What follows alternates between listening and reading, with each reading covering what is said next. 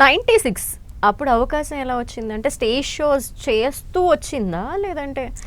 Stage shows చేస్తూ వరంగల్లో stage షోలు చేస్తున్నాను. నెల్లూట్లో ప్రవీణ్ చంద్ర గారు అని ఉంటారు. ఆయన ఈ దూరదర్శన్ బ్యాలెస్ అవి ఇవి చేస్తుంటారు. ఆయన పిట్టల దొర డ్యాన్స్ బాగా చేస్తాడనమాట. ఆయనకి సానయాది రెడ్డి గారు పిట్టల దొర అని ఒక మూవీ తీస్తున్నాడు కదా అని చెప్పేసి ఈయన కాల్ వచ్చింది సానయాది రెడ్డి గారి దగ్గర నుంచి. ఈ పిట్టల దొర డ్యాన్సులు చేసేవాళ్ళు ఎవరెవరు ఉన్నారు అనేది. అప్పుడు ఈయన వెళ్తూ వెళ్తూ నన్ను రారా సరదాగా వెళ్ళొద్దామని చెప్పేసి కార్లో కూర్చోబెట్టుకున్నాడు. బయలుదేరాం. నేను కూడా హైదరాబాద్ చూసినట్టు ఉంటుంది అన్నట్టుగా, టైం పాస్ అవుతుంది అన్నట్టుగా. సో అట్లా వచ్చేసి యాదిరెడ్డి గారు మాట్లాడుతూ ఈతను ఎవరు అంటే మా పిల్లోడే ఏం చేస్తుంటాడు అంటే ఇట్లా మిమిక్రీ ఏ 2 జోకులు చెప్పు అని అంటే నవ్విస్తే బాగా నవ్వాడు. నవ్విన తర్వాత ఏమవ్వాలనుకుంటున్నాం అంటే యాక్టర్ అవ్వాలనుకుంటున్నాం. ఓ యాక్టింగ్ పిచ్చి కూడా ఉందా అంటే ఉంది సార్, మా దానిలో చేస్తామంటే ఇంకా అంతకంటే ఇంకేముంది అంటే అప్పుడు బాక్సింగ్ రిఫరీగా ఆలీ గారు హార్స్మెన్ బాబు గారు బాక్సింగ్ చేస్తుంటే అంటే కొట్టుకుంటూ ఉంటే మధ్యలో నేను రిఫరీని.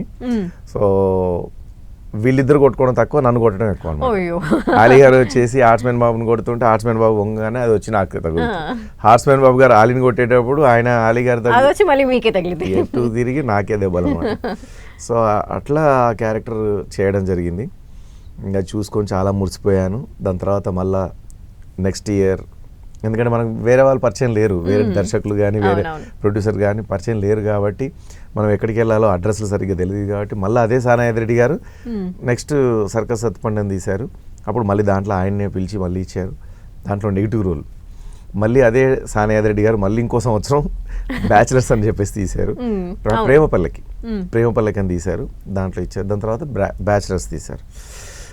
అప్పుడు ఆ బ్యాచిలర్ సినిమాలో నేను మారుతి వ్యాన్ డ్రైవర్గా చేస్తున్న ఆ మ్యానరిజము, ఆ యాక్టింగ్ చూసి బయోస్కోప్ అని అప్పుడు టీవీలలో వచ్చేది, ఏ సినిమా రిలీజ్ అవ్వబోతుందన్నా కూడా దాని యాడ్ వచ్చేది అన్నమాట, పబ్లిసిటీ. సో అందులో నన్ను ఆ టీవీలో పోకూరి బాబురావు గారు ఈతరం ఫిలిమ్స్ ఆయన చూసి ముప్పలనేని శివ గారు చెప్పి, ముప్పలనేని శివ గారు డైరెక్టర్ గారు బాగానే ఉన్నాడు అబ్బాయి, భలే ఈజీ ఉంది, పిలిపియండి ఆఫీస్కి అని చెప్పేసి ఒకరోజు పిలిచారు. అక్కడికి వెళ్ళిన తర్వాత ఈతరం ఫిలిమ్స్ బ్యానర్లో అడుగు పెడుతున్నాను. అమ్మో అది ఇది ఏం క్యారెక్టర్ ఏంటో అని చెప్పేసి, చిన్నది ఇస్తారా పెద్దది ఇస్తారా ఏంది అని చెప్పేసి అనుకుంటూ భయపడుకుంటూ పోయినాను. పోతే ఏకదమ్ హీరో అని చెప్పారు. అమ్మా నేను హీరో ఏంటండి, నువ్వు ఒక్కడివే కాదు నీకంటే 3 ఉన్నారు అన్నా. అయ్యో అసలు 3 కాదు 10 మంది ఉన్నా సరే 10 మందిలో ఒకడిని నేను అన్నా కూడా నాకు చాలు, అంత ఇంపార్టెంట్ క్యారెక్టర్ ఇస్తున్నారు నాకు అనేసరికి ఇంకా మీనా హీరోయిన్, అమ్మో చిరంజీవి గారు, బాలకృష్ణ గారు, వెంకటేష్ గారు, నాగార్జున గారు అండ్ అమితాబ్ బచ్చన్ గారు, మమ్ముటి గారు, మోహన్ లాల్ గారు, అందరితో చేసిన అమ్మాయి మీనా గారు.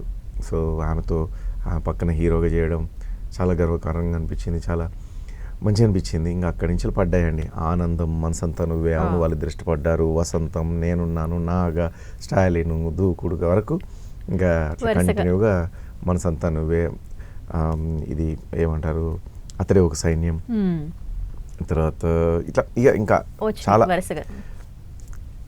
రెయిన్బో అని, తర్వాత కరెంట్ తీగ, ఇట్లాంటివన్నీ ఇంకా వరుసగా అట్లా చేసుకుంటూ మొన్నటి దూకుడు వరకు, దూకుడులో కూడా మంచి పేరు వచ్చింది. బట్ దాని తర్వాత అందరూ ఆర్టిస్టులు అన్నది ఏంటంటే ఈ దూకుడుతో నీకు ఇంకా మళ్ళీ కంబ్యాక్ అయినావు, నువ్వు మంచి అవకాశాలు వస్తాయి అన్నారు, కానీ ఏం రాలా దూకుడు తర్వాత. సో దాని తర్వాత బాగా డిసప్పాయింట్ అయ్యాను.